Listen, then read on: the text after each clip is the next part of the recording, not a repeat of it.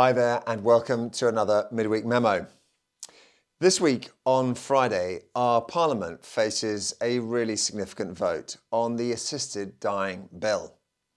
It's been in the news for some time and it is a really live issue for many people. Parliamentarians have been given by both parties freedom to vote in accordance with their conscience. How should we think about this as Christians?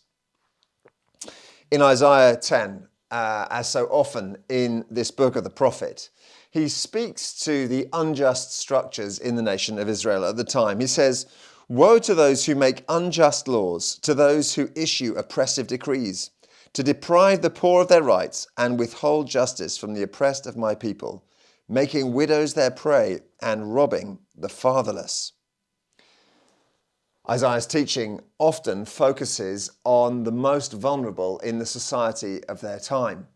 The widows and the orphans are the classic categories. But as we look at this particular question of assisted dying, we must remember that the most vulnerable are very much in view again. The Bishop of Southwark wrote an excellent letter to the clergy in this diocese a couple of weeks back. And he pointed out that in areas of the world where assisted dying has already come into law, there have been significant changes in the way the most vulnerable have been affected. In Oregon, in 1998, 12% of those surveyed and availing themselves of assisted dying reported that they felt themselves to be a burden. An astonishing statistic has come from last year, 2023. It was up to 43% of those who availed themselves of that service felt that they were a burden to others. There are really legitimate concerns that many are bringing to this debate, not least prolonged suffering and how we alleviate it. The most significant and I think important focus for us as Christians is to remember and think through how is this going to affect the most vulnerable in our society.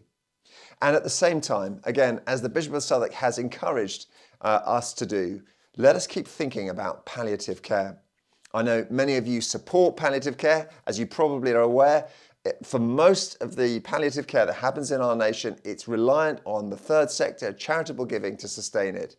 If we're going to have a viable alternative and support for people who don't want to go down the route of assisted dying, we need excellent treatment for those who are in pain and at the end of life. And we can only do that by mobilizing people to prioritize and support that as it goes.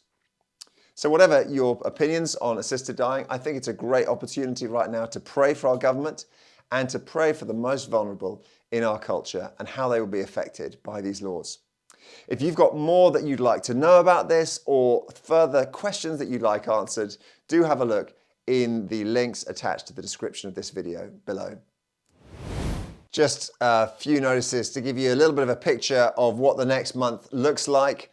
As we come into Advent, we've got 2 sermons in our morning services looking at Jesus and his return in 1 Thessalonians, and then we're into our Christmas services.